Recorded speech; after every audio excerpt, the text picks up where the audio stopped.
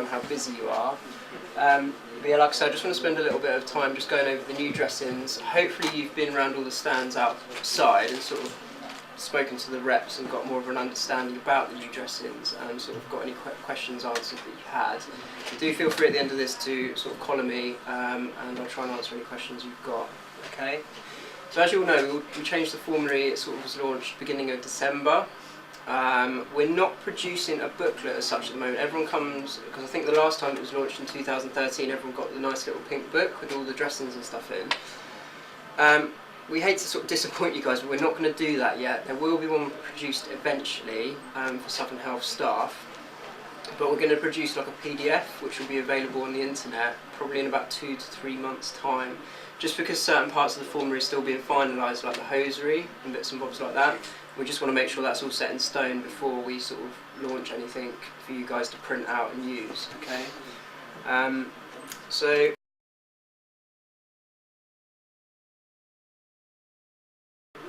what's new on the formulary?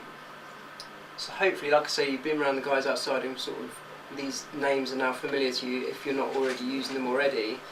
Is there any that sort of stand out that you're unsure of, or are you all fairly familiar with them? Medihoney HCS is quite a new one that's been added to the Medihoney range. We've got a range of sort of 4 to 5 Medihoney dressings on the formulary. 2 have been taken off, which was the Medihoney Gel Sheet and the Medihoney Gel, and we've put the Medihoney HCS on. And we'll talk a little bit about Medihoney HCS in a minute. Durafiber AG, so that's your replacement for Aquacel AG.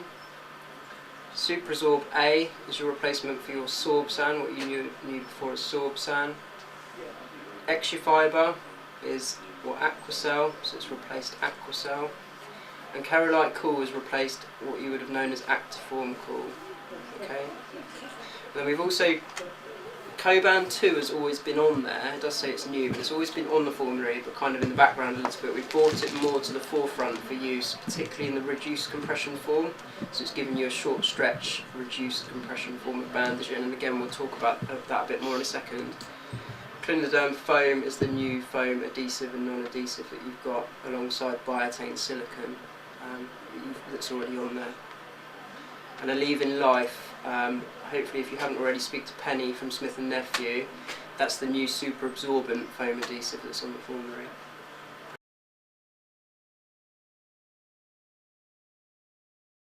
Okay. And these are the ones that have been removed. I won't go through most of them, but I will mention the Robinson's 4-layer and the 3-layer. Do you all know that's the 4-layer, the Ultra 4 kits that you used to have? So there's one that had the 4 bandages in and the one that had the 3 bandages in.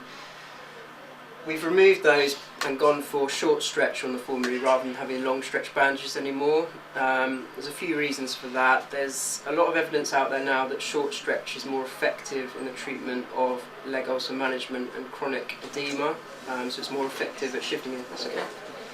More effective at sort of shifting and managing edema compared with the long stretch bandages. We all used to love applying sort of the 4-layer and the figure of 8 bandages. But we've removed them for that reason, and also from a safety point of view, because the long stretch bandages were applied at a 50% stretch. My 50% stretch is probably different to all of you guys' 50% stretch, and there's just more consistency with a short stretch bandage being 100% stretch is 100% is 100%. Okay. Seems to be saying stretch a lot, but is everyone happy with the difference between the long stretch and the short stretch bandages? The 2 that are on there now, the Actico and the Coban, are what are known as a short stretch compression bandage system, because they are literally that. They're short, you can only stretch them a really small amount, whereas the Robinson kits was that long, really stretchy bandage. So we've actually removed them. If you do feel patients would benefit from the long stretch, and you've tried the short stretch with no effect and you think that they might be suitable, it's not that you can't use it, it's just that it's not on formulary anymore. So you just need to do an exemption form, possibly speak to us in tissue viability, and sort of just a bit of rationale as to why we want to use it, and then we're quite happy for you to go ahead and use it. Okay. And also time, it saves you time with the 2-layer kits. They're much quicker to apply, and patient compliance tends to be better because you're not putting 4 layers of bandage on or 3 layers of bandage. It's quite a low profile, particularly with the Coban. It's a really low profile compression bandage system. Okay.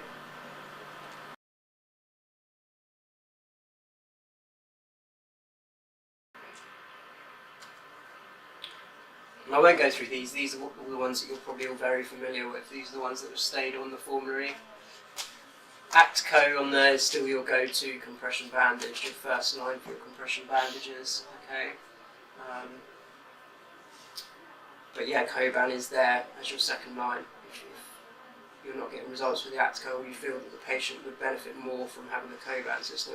I use the Coban system quite often with practice nurse patients, young patients that are still very active, going to work, because it is such a low profile system and it doesn't slip.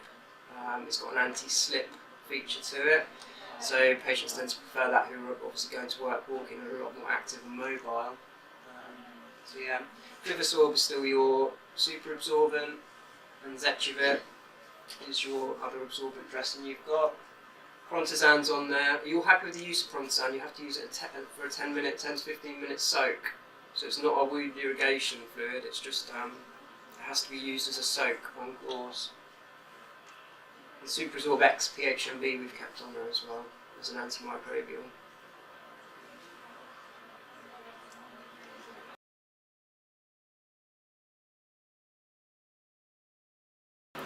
So yeah, like I was saying, the MediHoney HCS, if you haven't seen it, definitely go and see Debbie on the MediHoney stand and just have a look at the MediHoney HCS. Really low profile dressing. Just be aware that it's for dry to low exudate. It says there on moderate, but I'd say dry to low exudate wounds. Don't use it on wet weeping, leg ulcers and things like that. It is for those dry to moderate exudate level wounds. It's an occlusive dressing. So you don't need that secondary dressing with it, so you wouldn't put the MediHoney HCS on and then maybe a foam adhesive on top, or a Zecuvit or a Flivisorb on top of it. That is it basically, and they do it in an adhesive form and a non-adhesive form, but if you actually go and see the dressing, even the non-adhesive is super tacky, so it does tend to stay in place quite well. Really good, you can use it under compression, so with leg ulcer management. But just be aware that you need to use all your barrier products, your LBF, around the wound edges, because it does encourage moisture in a wound, so you don't want to cause maceration when you use it. Okay, again, a really low profile dressing. It's almost like the Duoderm Extra Thin, if you're familiar with that. It's really low profile. But obviously you've got your antimicrobial properties of honey in that dressing as well.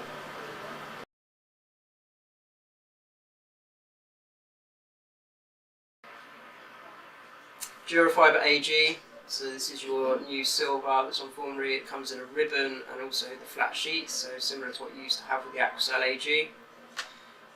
Please only use the silvers for 2 weeks and review the wounds. We don't want to see silver used on wounds for sort of 6, 10 weeks, months, which unfortunately we do see from time to time. Make sure you review the wound at 2 weeks. If you do still feel it needs a bit longer with silver, then that's fine. But just make sure that if it's not done that job in 2 weeks, then change and review it. And it should have done what it needs to do in that 2 week period. Okay.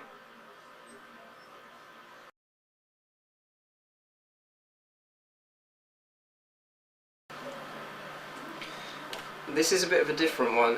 Are you all seeing the Cutimed Sorbact? It's the green sort of mesh swab. And it's not similar to anything else we've had before on the formulary. It's like a mesh, a green mesh. It's an antimicrobial. The way I've been told by the guys at BSN is it works like a magnet for bacteria, so it actually draws the bacteria and traps it in the dressing, and then when you remove the dressing, the bacteria is then removed with the dressing. Be aware of sort of the sizes with it. So the one that's up there is a 7. It says it's a 7 by 9 centimetre swab. Actually, when you open it out, it's really quite big. It's definitely not 7 by 9. It's, if you ask the guys, they'll give you the actual measurements for it. But it opens big enough to probably do like a circumferential lower leg ulcer. It's that big. So I think it's a 7 by 9 they do is the bigger one, and then a 6 by 5. So just be aware of that when you're ordering or when you're using a dressing and opening it. The 6 by 5 is probably going to be big enough for a majority of wounds that you see, and the 7 by 9s, like I say, I've used them for those sort of circumferential wet legs, used it on there. But it is another antimicrobial that's available for you. And we see it used on sort of, like I say, those wet weeping legs that you think might be locally infected, critically colonised. Because before you sort of a bit limited with options, you would have had silver, maybe one of the honey dressings, but if you've got a wet leg, you don't really, honey might not be the best option because the honey does tend to make things a bit wetter.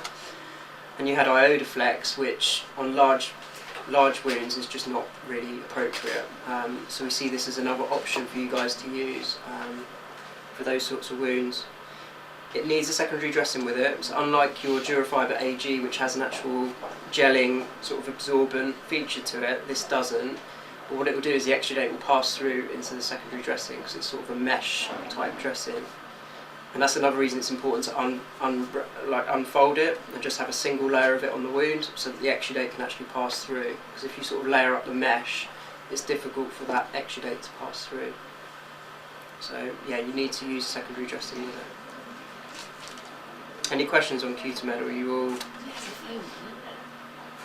The ones we've got on the formulary is just the gauze swabs. They do many different versions of it, so they do swabs, they do foams, they do pads, but it's just the swabs that we want to be ordering.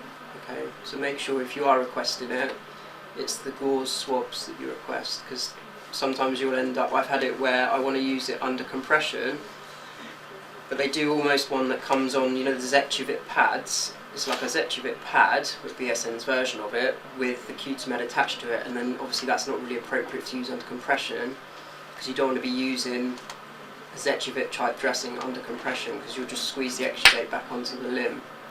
So make sure it is the gauze swabs that you get. Okay.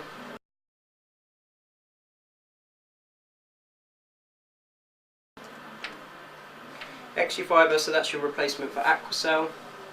Again, it comes in the ribbons and the flat sheets.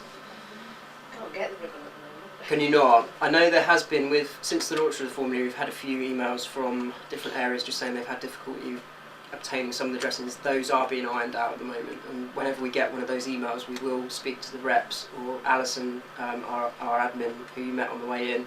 She's straight onto the reps to talk about making sure those problems are resolved. It's just a few supply sort of niggles whilst everything's sort of settling down, really. Just be aware at the bottom there it says to make sure you've got a 2 centimetre overlap with that. Just that's due to shrinkage when the dressing starts to absorb exudate, so it will shrink in a little bit.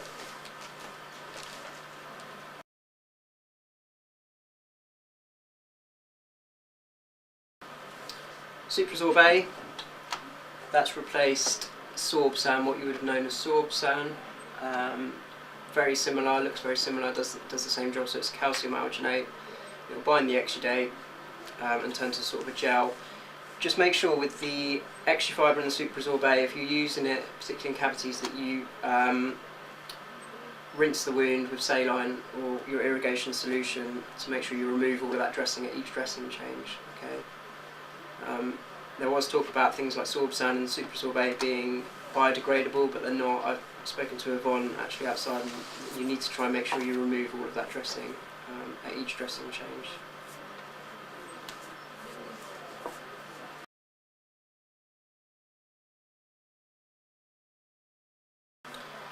So Keralite Cool, this has replaced Actiform Cool. So those of you familiar with using Actiform, really good dressing, really powerful dressing for debriding and desloughing wounds, and it also had that sort of cooling, really good for patients that had quite high levels of pain in wounds. It had a quite soothing effect when you put it on the patient's wound.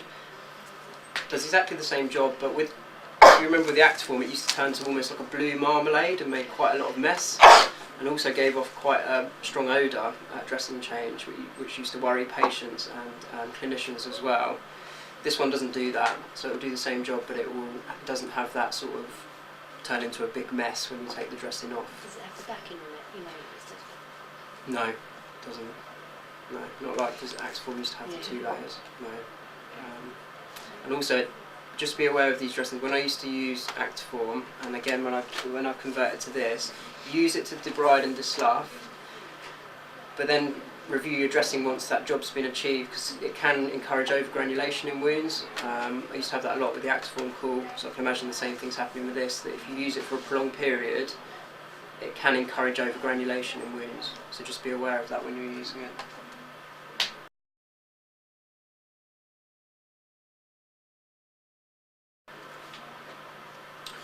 Clinoderm foam, so it's gone alongside Biatain silicone as the new foam dressing that's on formulary, and it will be your first line choice. And then you've got Biatain silicone as well. Excuse me. we have to have a slight variety of foams on the formulary. Podiatrists in particular tend to like having a few options with different foam dressings, but it's just another option for you to have there, and also they do the non-adhesive versions for you to use. Okay.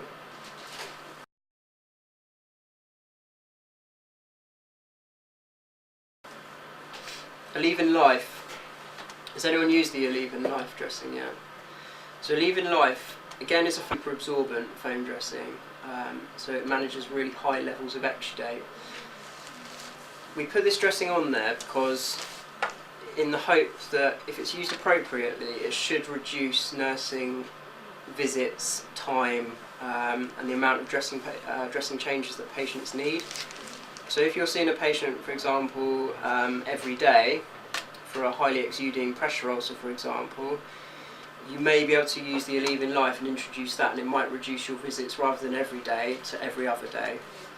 But that's the only time we want it to be used, really. We don't want, if you still think you're going to be in there every day to change the dressing, maybe due to continence issues, dressing becoming soiled, and you're going to be changing it every day anyway, this is not appropriate. You need to make sure that you're using it to reduce your visits or your nursing appointments time, okay? And again, it can stay in place. All these dressings are a maximum wear time of 7 days.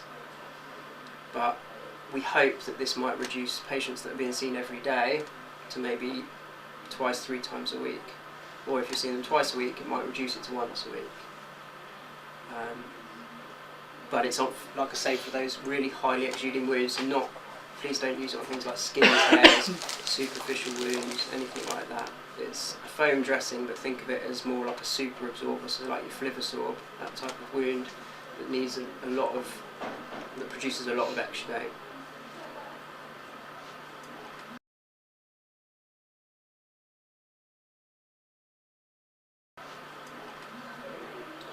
Compression, so the Coban system has come on. I've spoken a little bit about this already, but Coban system is really good.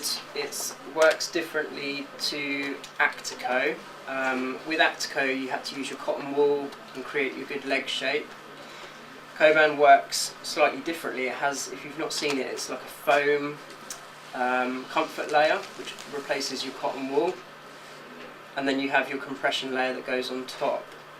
If you're not trained in the Coban system, the application, I really recommend that you either speak to us or speak to Etienne to arrange some training around the application, because the application is quite different to what you're used to with Actico. Second line short stretch bandage system, and like I said earlier, they do a light version of it, so they do a reduced compression form of it. Really effective for patients. I've used it for patients that might not be that keen on having compression therapy. So you've done your leg ulcer assessment, you've done your Doppler, and all is good to go for compression, apart from maybe the patient's not so keen on having compression. Obviously try with your Actico, but if that doesn't get you anywhere, you could maybe go for the Coban 2 Light and introduce them slowly to a compression system. And the Coban 2 Light, if you go and see it, it's a really gentle compression system. And then you could sort of introduce it slowly, maybe for a couple of weeks to the patient, and then step them up into the full compression after a few weeks. After maybe the wounds have started to improve a little bit, you start to get some healing, pain levels reduce, and then you can maybe step them up to the full compression if that. Does that make sense with that? But it now offers you that short stretch, reduced compression, whereas before you only had the option for the long stretch, the Robinson's kit. Because we're veering now towards the short stretch, Coban's there for you. And also Coban is latex free, so be aware that Actico is not latex free. So if you have got those problems with patients where they've got a latex allergy, you need to be thinking about using the Coban system. Really good as well for, like I said, for patients that are mobile, because it's such a low profile dressing, compression bandage system, so they can still get the shoes on and it doesn't tend to slip at all. The only thing with it is the 2 layers do bond together, so you do generally have to cut it off. Rather than with the Actico, you used to be able to unwind it to take it off. The 2 layers in quite a short period of time actually fuse together and glue together, and you do need to use scissors to get it off. Please make sure you're using safety scissors or bandage scissors to remove them, not the single use I just dread that people are going to put holes in people's legs with the single-use scissors. You can get single-use bandage You're not scissors. bad enough for the job anyway. No, and I just really worry that you'll heal a leg ulcer and then create another one taking the bandage off, so just be careful. 10 centimetre width is kind of highlighted there, so for all leg ulcer management, make sure you're using a 10 centimetre width bandage. On the formulary you will see other sizes of bandages, particularly with the Actico you've got an 8 and 12, and then with Coban you've got a 10 and 15.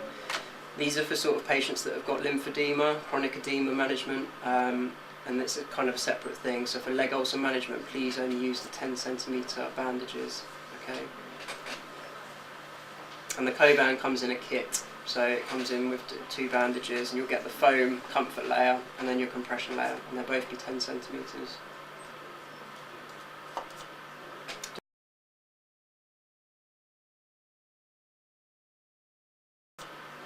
Do we all use our sign checker? You've heard of the sign checker?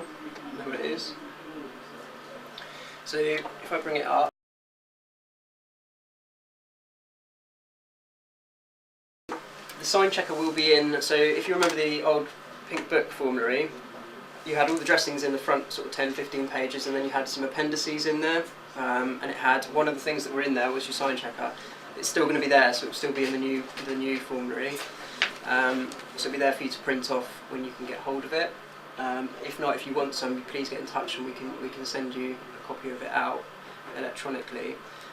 What this does is it guides, you look at how a wound's presenting, and it guides you as to whether a wound's going to be either colonised, just colonised, or critically colonised, locally infected, or whether the patient's likely to have a systemic infection.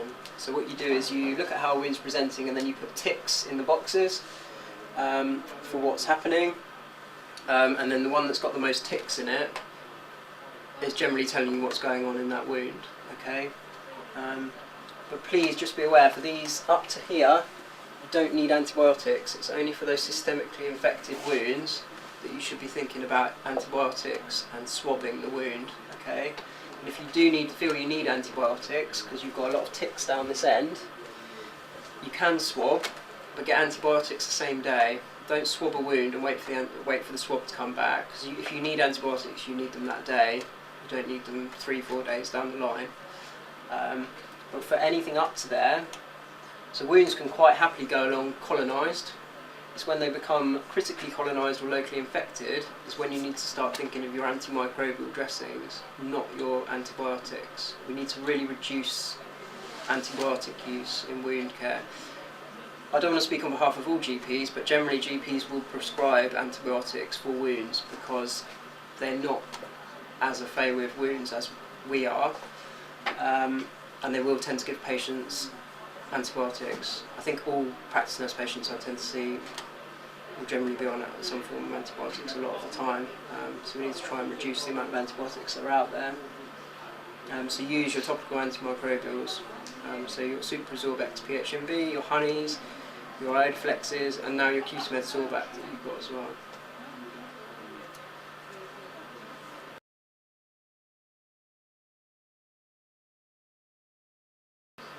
And I was talking about the appendices, they call them the best practice tools. So these will be the other bits that are in the formulary as well as the list of all the dressings. So you'll have your protocol for taking a swab, a best practice statement for older person's skin care, and then also it goes through each type of wound. So before I think we had granulating, epithelializing, necrotic and sloughy wounds. We've added fungating, skin tears and burns, and there's a burns pathway on there. So whether you need to be contacting the guys at Salisbury if you've got a burn, or us, then we can guide you to the guys at Salisbury if we think that's where they need to go. And yeah, with the different presentations of wound, what it will do is just tell you what it's likely to look like, and then it'll also talk through some of the dressings that are probably recommended for treating that type of wound.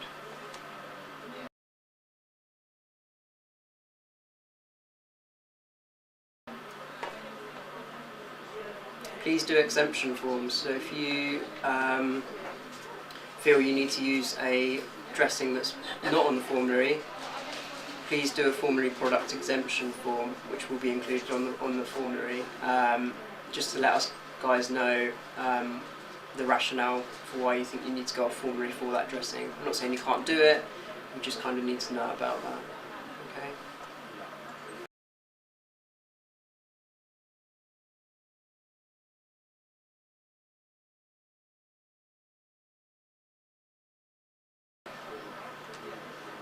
Rio. I know some of you will be using Rio.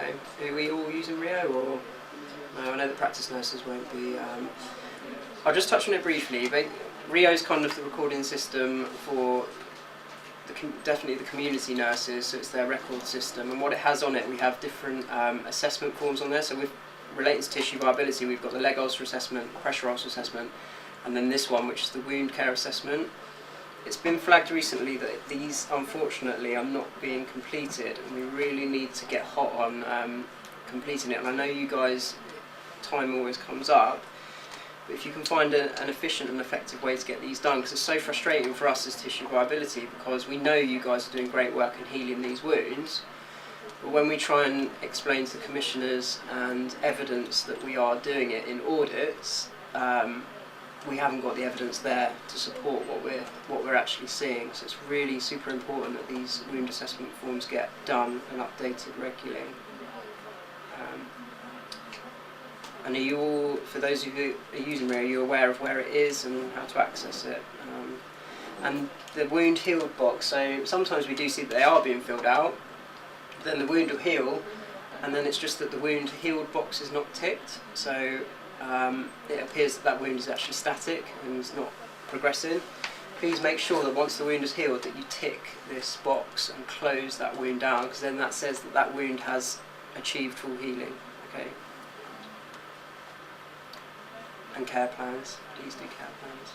So before, the old wound assessment had places you could put dressings on, what dressings you advise for the wound. Now we sort of expect care plans to be done, which can just be edited each time the dressing plan changes. Okay.